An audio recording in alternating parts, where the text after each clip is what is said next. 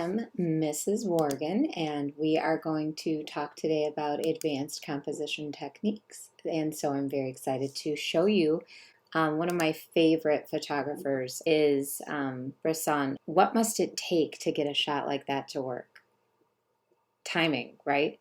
There was this concept called the decisive moment. And the decisive moment is this like split second that reveals the larger truth of a situation. That's the way he described it. Timing is everything.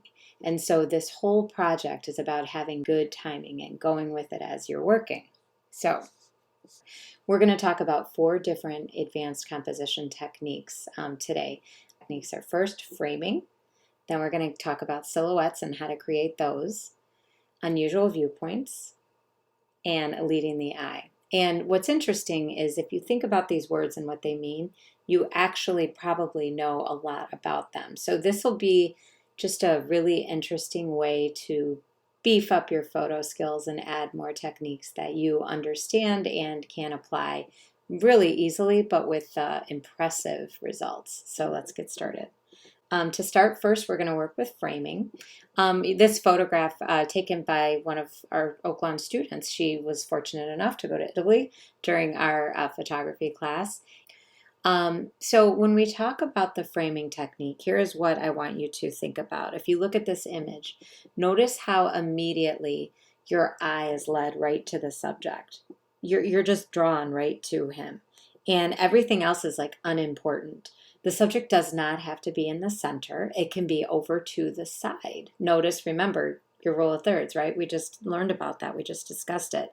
So this frame, in fact, is taking up like the majority of the figure, the foreground of the image.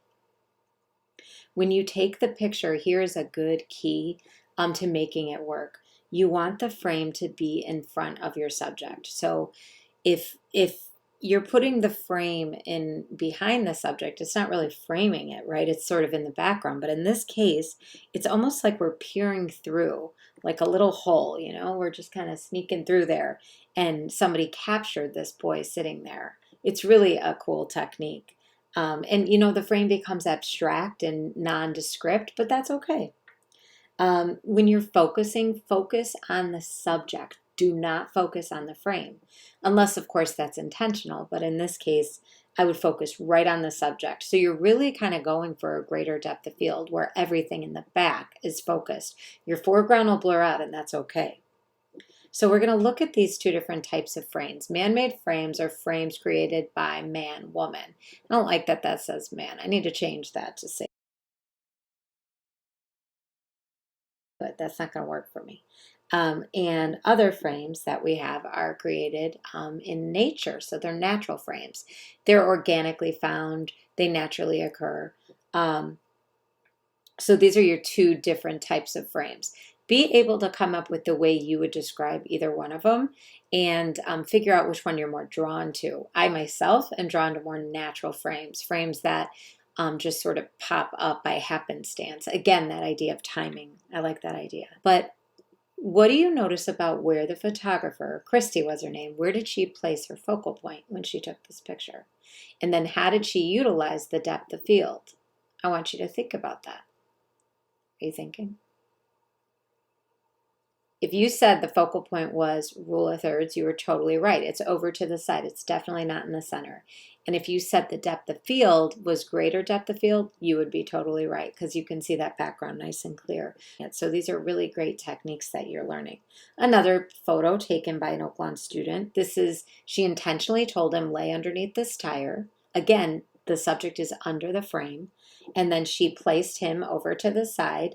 And there's really nice contrast, especially I think the reason this image works so well is because of that white hat he has on. You know, it's a totally different color than the wood chips, and it really draws your eye right in there. It's a really cool shot. This is an example of a man-made frame, right? They went to a park. Parks are awesome. They have a ton of stuff that works for you to look through with framing. Next example that we have, let's look at some natural frames. Now, with these natural frames, this is like kids just walking on the bleachers, but the photographer waited for that decisive moment to capture this shot. And once the subjects were perfectly placed within those diamonds, photographer snapped the picture. When you're working with natural frames, you could say that you're capturing candid images, like these subjects didn't know they were being photographed. And how could that change the result of your image? It just is naturally occurring. You're more likely to get subjects in without any sort of, I don't know, putting on any errors for the camera. You're not going to have any duck lips or anything that's intentional there. You're going to get real life in action. I think that's why I'm so drawn to natural frames. Let's say that I were to rip a piece of paper, pop a hole right through, right? And then I were to peer through the frame. But if I was behind that camera, I would be able to, oh, there I go. And look at that. And now this is framing me.